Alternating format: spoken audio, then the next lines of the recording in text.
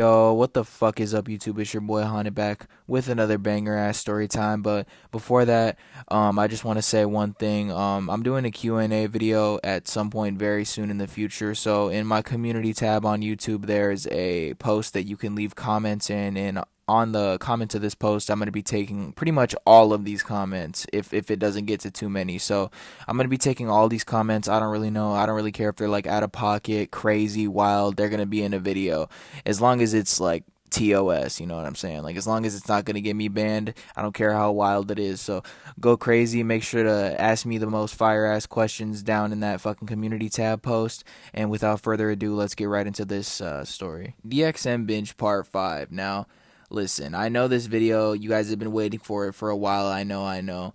But because, like the reason why this video actually hasn't came out truly, and I'm not going to sit here and be like, oh, this and this and this, bro. It really is just the fact that I can't remember most of it. It's just, what it is. DXM fucks up your memory. It makes you dissociate. So you don't really get to pick up too much of the experiences you have during the benders. Okay. So I do still remember quite a bit of it, but it's definitely in pieces. So we're gonna start off from where we left off, right? So like I said, I had met this very mysterious shorty at some point during part 4, right?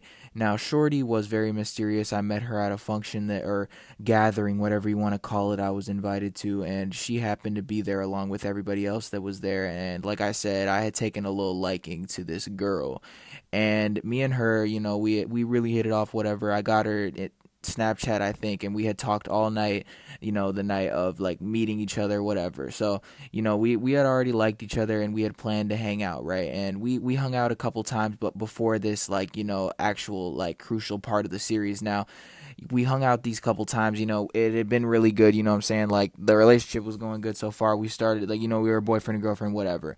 And one of these times, we're just gonna call her Ashley, like I did in the last video. Me and Ashley, right? We decide that we want to do Benadryl together. Now, she's never done it, and this is something I probably wouldn't do now, just like putting somebody onto some shit, because we did do it a lot together after this. But she was already endowed into using and shit. Like I said, I don't know if I mentioned in the last video that she was doing Dex or whatever with us. The first time we met, like before, we went home and talked all night and shit, she had done some Dex. I'm like, this is my type of fucking lady or whatever. But like I said, we had planned to do DPH together, and the day comes, we're gonna hang out or whatever. I bring over this shit. I remember before I went to her house, I don't know why this is like a weird memory, but I went to this Hy-Vee by her crib, and I went and copped some fucking Chinese food, and I was a bum at the time, and since Shorty was my first like legit relationship, I didn't bring her any because I was, like I said, a fucking bum at the time, boys. So I go over to Shorty's house, and before, like I'm on my way over there. I have a bunch of DPH on me, but I hear about what she's up to at the crib, so I'm on the phone on my way there, and I hear that Shorty just downed 91 Benadryls, and now I'm just sitting there like, how bad of an influence am I? Like, that. First of all, is she gonna die? Like, what the fuck? So, I don't know if I mentioned this, but I feel like now that, because this is just not okay. I feel like sober me wouldn't have gone for any of this because this is just stupid. Maybe I just didn't know how much of a red flag this was.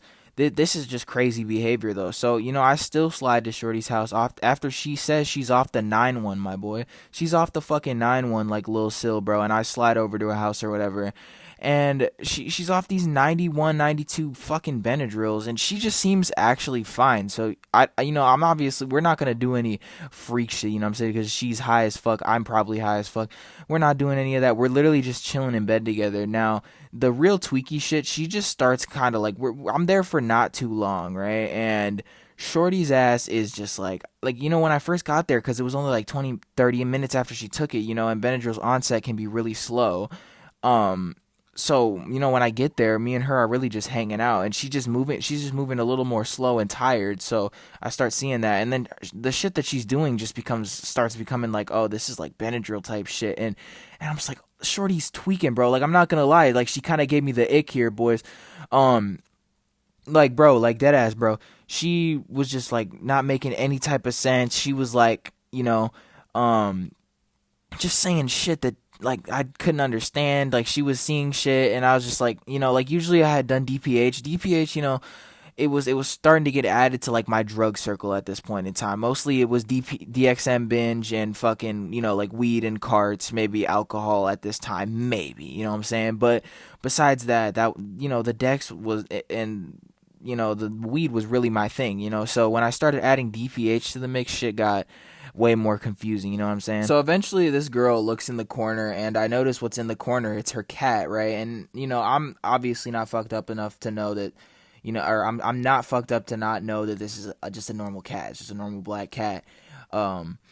So she's looking at her cat, and I'm just like, hey, are you good? And she goes over to the cat, and the cat was like, she just goes over to it. She keeps looking at it, and I'm just like, dude, this is enough, bro. Like like, dude, call me a bad person. I'm sorry, bro.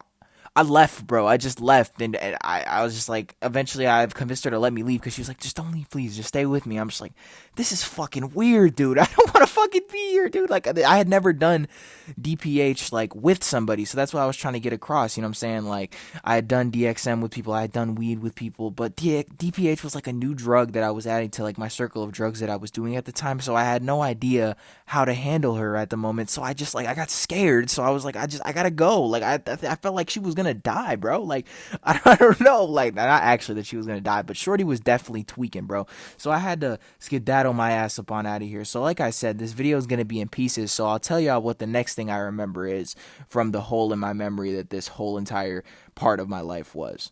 By the way, me and this girl did go on to date for a very long time, too long, but me and this girl did go on to keep dating, and she said that the reason she kept tweaking over her cat was because she saw that her cat was just dying, bro. Like, that in her eyes, off the 9-1, bro, her cat was dying. So Mama wasn't actually dying, and I feel like if she would have just told me that her cat was bleeding, which that's what she saw, that I would have confirmed that it wasn't. And she told me that I was the only thing making the whole trip not collapse, because she said as soon as I fucking left that she lost like full composure. So I feel kind of bad for that, but not really.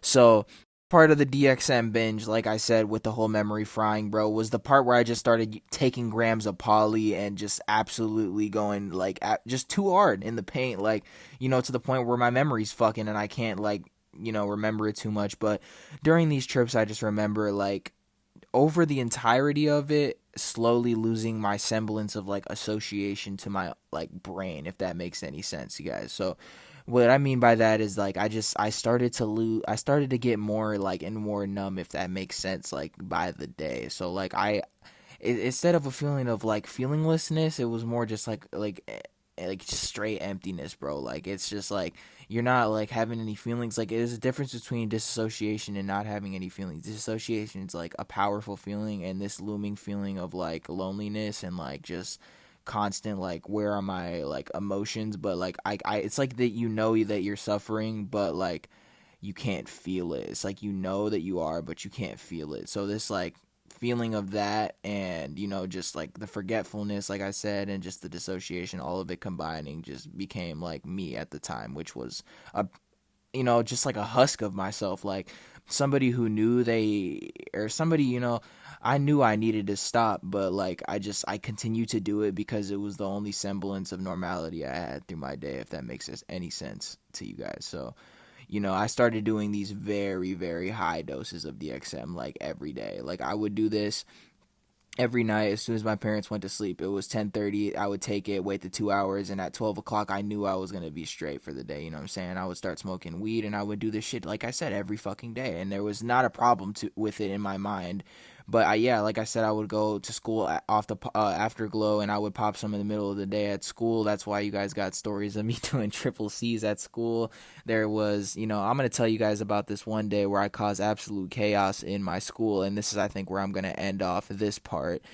Part 6 should be out faster than the other parts, guys. I'm sorry, but this is a day where, another day where I brought triple C's to school. My most popular video out right now is about triple C's. That's funny, but it was another day where I brought triple C's to school, and this, I started just I was high as fuck off DXM, so, I was making bad decisions, so I just started giving it to people that, probably shouldn't have been having it. So I remember my friend, one of my good buddies, we're just gonna call bro Steve, I gave him 5, and, I gave another girl that I knew, shout out Emily. I've said her name in videos. What's good, Emily, if you're watching? I don't know if this is her real name. I don't know, but I gave this girl Emily some of them too, and I just remember it was like a streak because there was multiple people, but it was a streak during the day of just like chaos that I caused. Like I just like it was like towards the end of the day, and I just went around the school and I just kept seeing people that were like high as fuck, and then they were just causing chaos, and it was just felt really cool. Like I'm not gonna lie, because I was just causing all this like